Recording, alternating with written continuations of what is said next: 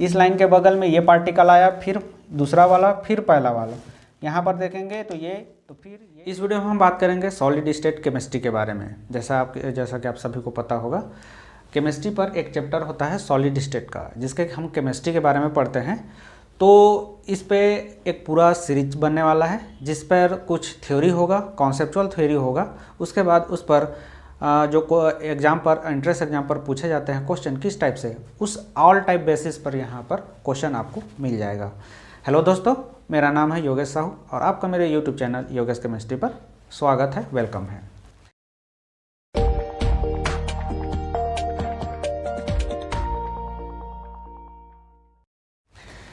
तो देखते हैं सबसे शुरू। सॉलिड का डेफिनेशन देने का तो ज़रूरत नहीं है, सिर्फ मैं यहाँ पर कॉन्सेप्चुअल बताऊंगा जो आपके एंट्रेंस एग्जाम के पर्पज़ पर होगा।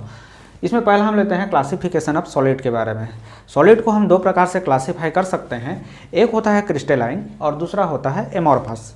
अब दोनों का कैरेक्टर पर डायरेक्टली क्वेश्चन उठाकर पूछा जाता है, तो ये कैरेक्टर क्या क्या हैं और इन दोनों में डिफरेंस क्या होता है, इसके बारे में देखते हैं।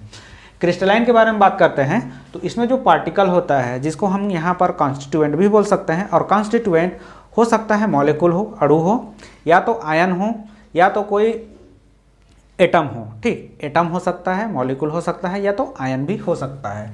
तो ये पार्टिकल जिसको कॉन्स्टिट्यूट बोल सकते हैं, रेगुलर फैशन में यहाँ पर अरेंज रहता है। मतलब इसकी एक निश्चित रेगुलर उसी प्रकार से ये पार्टिकल जो होता है वो अरेंज होता है। जबकि एमॉर्फस पर बात करते हैं तो वैसा कोई रेगुलर फैशन अपने को दिखाई नहीं देगा। इसको हम बोल सकते हैं इर्रेगुलर फैशन में यहाँ पर कॉन्स्टिट्यूएंट अरेंज रहेगा। और इसका जो ऑर्डर होता है, अरेंज होने का ऑर्डर, ये तो क्रिस्टलाइन में अगर बात करेंगे तो शॉर्ट के साथ साथ लॉन्ग रेंज पर भी हो सकता है। ठीक, शॉर्ट रेंज में भी हो सकता है और ये लॉन्ग रेंज तक ऑर्डर में ये अरेंज पाया जाता है। मतलब आप ये जो अगर इस किसी क्रिस्टलाइन सॉलिड के बारे में बात करेंगे तो जितना बड़ा भी सॉलिड रहेगा, उस सभी परास पर, उस सभी रेंज पर ये रेगुलर फैशन में ही यहाँ पर पार्टिकल अरेंज रहने वाला है।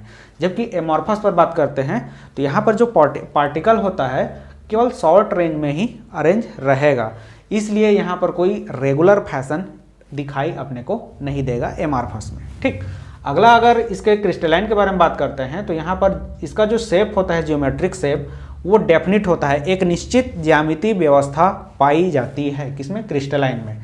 अब इसके बारे में हम डिटेल से बाद में देखेंगे कौन कौन सा जियोमेट्रिक शेप यहाँ पर पाया जाता है क्रिस्टलाइन में। एमॉर्फस में ऐसा कोई रेगुलर फैशन में कॉन्स्टिट्यूट अरेंज रहता ही नहीं है, तो इसका जो शेप होता है वो इर्रेगुलर रहता है, ये कुछ भी हो सकता है। ठीक, क्रिस्टलाइन के बारे में बात करते हैं तो ये एन आइसोट्रोपिक गुण दिखाता है दिशा के साथ। ये एन आइसोट्रोपिक हम बोल रहे हैं, ये दिशात्मक गुण होता है, डायरेक्शनल वाइज गुण होता है। हिंदी में बोल सकते हो दिशात्मक गुण। अब दिशात्मक गुण का मतलब क्या है, एन आइसोट्रोपिक, इसको हम विषमदैशिकता बोलते हैं हिंदी में। यहाँ पर एमॉर्फस में जाते हैं तो इसको आइसोट्रोपिक या समदैशिकता बोलेंगे। ठीक, ये विषमदैशिकता है, विषमदैशिकता, और यहाँ पर यह होता है समदैशिक। ठीक, अब ये इसका जो डेफिनेशन, जैसे कि विषमदैशिक और समदैशिक बोल रहे हैं, ये डायरेक्शनल वाइज किस प्रकार से प्रॉपर्टीज डिफरेंस शो करेगा। एनाइसोट्रोपिक का मतलब यहाँ पर यह है विषमदैशिक, अलग अलग डायरेक्शन में यदि हम जाते हैं तो उसका जो प्रॉपर्टीज होता है वो अलग अलग शो करेगा। जैसे कि रिफ्रैक्टिव इंडेक्स के बारे में बात करें, क्रिस्टलाइन प्रॉपर्टीज में, क्रिस्टलाइन सॉलिड में इसका जो प्रॉपर्टीज होता है एनाइसोट्रोपिक होता है, ये डायरेक्शनल वाइज होता है। बोलने का मतलब ये है कि अलग अलग दिशा में ये अपना जो प्रॉपर्टीज़ है वो डिफरेंट शो करेगा, इसी को हम विषमदैशिकता बोलते हैं। एक कॉमन एग्जांपल से हम देखते हैं, इसको समझने का प्रयास करते हैं। तो जैसे देखिए यहाँ पर, जैसे यहाँ पर मैं ये पार्टिकल लेता हूँ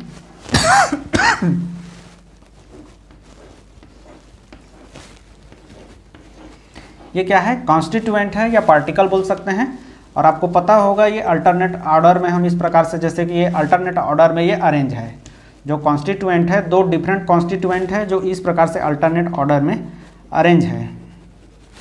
अब यहाँ पर बोल रहे हैं हम एक दिशा में जाएंगे तो अलग प्रॉपर्टी शो करेगा। जैसे कि एक एग्जांपल रिफ्रैक्टिव इंडेक्स का ले सकते हैं।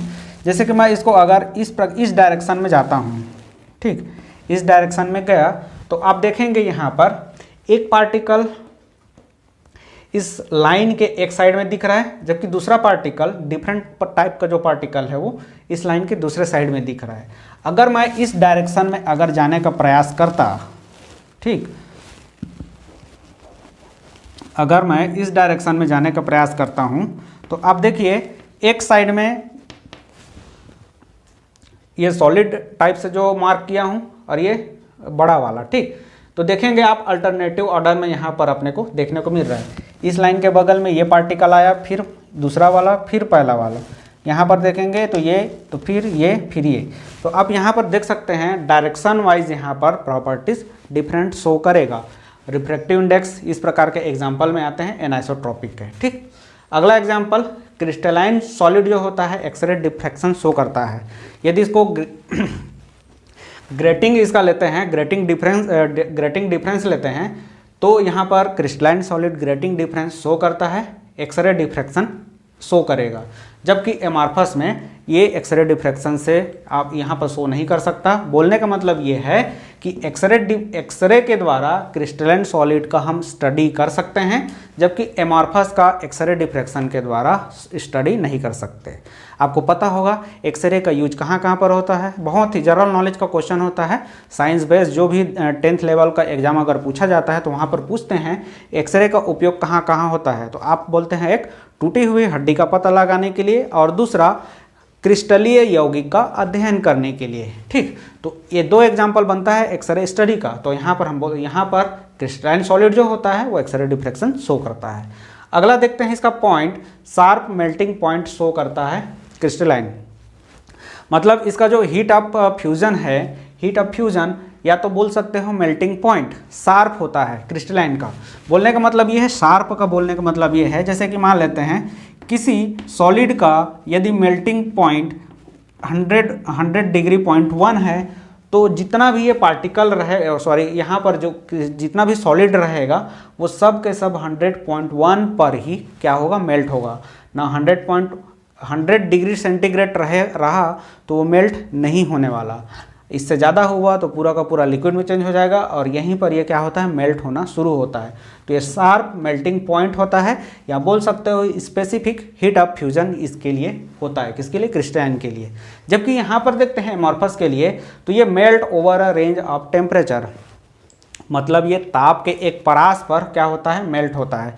कोई इससे, जैसे कि एक एग्जांपल लेते हैं यहाँ पर 100.1 का, तो यहाँ पर भी मान लेते हैं उतना ही डिग्री का यहाँ पर भी है, तो ये 100 पर भी हो सकता है, मेल्ट हो सकता है, या तो हो सकता है ज़्यादा पर भी मेल्ट हो। तो इस प्रकार से एक रेंज ऑफ टेम्परेचर यहाँ पर पाया जाता है, किसमें, एमॉर्फस पर।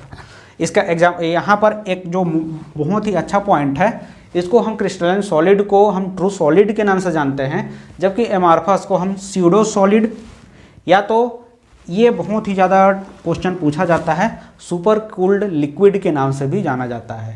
एमॉर्फस सॉलिड को हम क्या बोलते हैं, सुपर कूल्ड लिक्विड के नाम से भी जानते हैं, या तो इसको स्यूडो सॉलिड, छद्म ठोस के नाम से भी जानते हैं। एग्जाम्पल इसके कुछ देखेंगे तो यहाँ पर क्रिस्टलाइन में जनरली जो सभी मेटल जो है वो सब मेटल इसके एग्जाम्पल बनाते हैं, और मेटल के साथ नॉन मेटल का जो कॉम्बिनेशन होता है वो भी क्रिस्टलाइन सॉलिड के ही एग्जाम्पल बनाते हैं। जितना भी नॉन मेटल है अगर वो ठोस अवस्था में पाया जाता है तो क्रिस्टल कंडीशन में ही पाया जाता है, क्रिस्टल सॉलिड के रूप में ही पाया जाता है। कौन सा, मेटल और नॉन मेटल। एक और एग्जाम्पल जो कि एनसीईआरटी पर दिया हुआ है, और ये जो आप देख रहे हैं वो जनरली एनसीईआरटी से उठाया गया है, बेंजोइक एसिड भी हो सकता है आपको एग्जाम में पूछा जाए। बेंजोइक एसिड भी क्रिस्टलाइन सॉलिड के एग्जांपल आते हैं। ऑर्गेनिक केमिस्ट्री में भी ऐसे बहुत सारे एग्जांपल हैं जो क्रिस्टलाइन सॉलिड होते हैं, ठीक। एमॉर्फस में एग्जांपल लेंगे तो कुछ स्पेसिफिक जो स्ट्रक्चर होता है वो आपको यहाँ पर देखने को मिल जाएगा, जैसे कि रबर हो गया, ग्लास, प्लास्टिक, या जितने भी पॉलीमर आएंगे, चाहे वो इनऑर्गेनिक हो या ऑर्गेनिक हो, पॉलीमर जितने भी होते हैं वो सब एमॉर्फस सॉलिड के ही एग्जाम्पल बनाते हैं। तो देखते हैं अब टाइप्स ऑफ क्रिस्टलाइन सॉलिड के बारे में। जो दो टाइप से हम सॉलिड पढ़े, क्रिस्टलाइन और एमॉर्फस।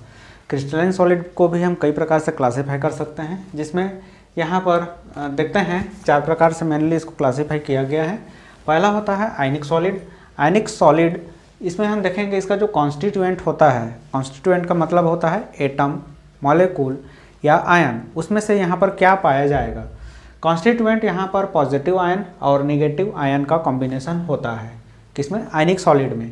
इसका जो पॉजिटिव आयन और निगेटिव आयन है ये इलेक्ट्रोस्टैटिक फोर्स के द्वारा आपस में कनेक्ट रहता है, अर्थात इसका जो बाइंडिंग फोर्स हम बोलेंगे किसका, आयनिक सॉलिड का बाइंडिंग फोर्स क्या होता है, इलेक्ट्रोस्टैटिक फोर्स होता है।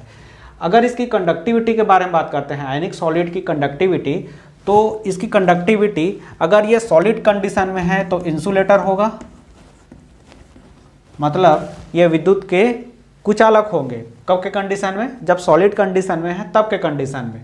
यदि इसको मोल्टन कंडीशन या इसका जो सॉल्यूशन बनाते हैं तब ये कंडक्टिविटी शो करेगा, तो उस कंडीशन में ये क्या हो जाता है, कंडक्टर हो जाता है, विद्युत के सुचालक हो जाएंगे। ठीक, सॉलिड स्टेट में इंसुलेटर की तरफ बिहेव करेगा, जबकि मोल्टन कंडीशन या इसका सॉल्यूशन लेते हैं तो कंडक्टर बन जाता है, विद्युत के सुचालक हो जाएंगे। ठीक, ये जनरली वेरी यहाँ पर इसका जो मेल्टिंग पॉइंट होता है, गलनांक होता है, वो ज़्यादा होता है। इसके एग्जांपल कुछ आप आयनिक सॉलिड जो आपको पता है NaCl या जो भी इलेक्ट्रोलाइट है वो सब क्या होते हैं, आयनिक सॉलिड के एग्जांपल बनाते हैं, जैसे कि NaCl हो गया, MgO हो गया, CaF2 हो गया। इस प्रकार से जो भी आपको आयनिक सॉलिड या जिसको हम इलेक्ट्रोलाइट के नाम से जानते हैं ये आयनिक सॉलिड के एग्जाम्पल बनाते हैं। दूसरा है इसका आयनिक सॉलिड के बाद दूसरा कोवेलेंट, जिसको हम नेटवर्क सॉलिड के नाम से भी जानते हैं। क्रिस्टलाइन सॉलिड के हम टाइप पढ़ रहे हैं, दूसरा टाइप है कोवेलेंट, इसको हम नेटवर्क सॉलिड के नाम से भी जानते हैं। नेटवर्क की तरह, जाल की तरह फैला होता है ये सॉलिड, इसका जो इंटरलिंकिंग होता है इसलिए हम इसको नेटवर्क सॉलिड के नाम से जानते हैं। इसका जो कॉन्स्टिट्यूएंट होता है अर्थात इसका जो पार्टिकल होता है वो क्या होता है, एटम होता है। ये परमाणु का ही आपस में इंटरलिंकिंग होता है, जो कि आपस में जो बंधे होते हैं वो कौन से फोर्स से बंधे होते हैं, कोवेलेंट बॉन्ड फोर्स से बंधे होते हैं। अर्थात इसका बाइंडिंग फोर्स क्या होगा, कोवेलेंट बॉन्ड के द्वारा आपस में बंधे होते हैं। ये इंसुलेटर होते हैं, इंसुलेटर ही रहेंगे, ये कोई भी कंडीशन रहे इंसुलेटर ही रहते हैं। इसका एक एक्सेप्शन आता है, अपवाद आता है, और वो अपवाद होता है इसका ग्रेफाइट। इसका एग्जाम्पल ग्रेफाइट बनता है, जो कि यहाँ पर अपवाद है क्योंकि ये विद्युत के अर्धचालक होते हैं या बोल सकते हैं विद्युत के सुचालक होते हैं। ये जनरली वेरी हार्ड होता है, बहुत ही ज़्यादा हार्ड होता है, और इसका जो मेल्टिंग पॉइंट होता है वो बहुत ही ज़्यादा हाई होता है। जनरली यहाँ पर जैसे कि फ्यूल के लिए टैंक बनाना है या जहाँ पर हाई टेम्परेचर यूज करना है वहाँ पर इसी मटेरियल से उस हौज को बनाया जाता है, टैंक को बनाया जाता है। इसका एग्जांपल जो होते हैं डायमंड आपको पता ही है, ये को सॉलिड होता है और क्रिस्टलाइन होता है, और ये कोवेलेंट सॉलिड के एग्जांपल बनाते हैं diamond, graphite, quartz, corundum, silica. इस प्रकार से बहुत सारे एग्जाम्पल आपको यहाँ पर दिखाई देंगे, मिल जाएंगे कोवेलेंट में। अगला टाइप है इसका मेटेलिक सॉलिड।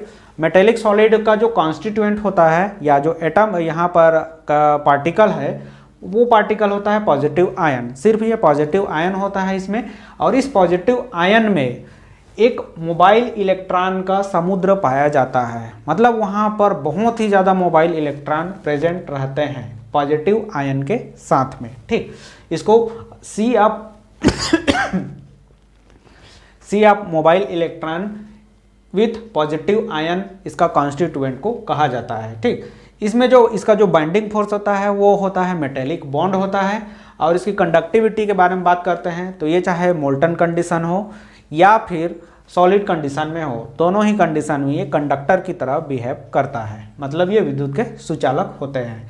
और कारण ये है कि सी ऑफ मोबाइल इलेक्ट्रॉन। ठीक, ये मेलेबल होता है और डक्टाइल होता है, अर्थात इसको आप अगर इस पर आप चोट लगाते हो या हथौड़े से पीटते हो तो ये फैल जाएगा। डक्टाइल होता है, तनन शक्ति पाया जाता है, आप इसको खींच सकते हो, खींच के तार के रूप में भी बना सकते हो।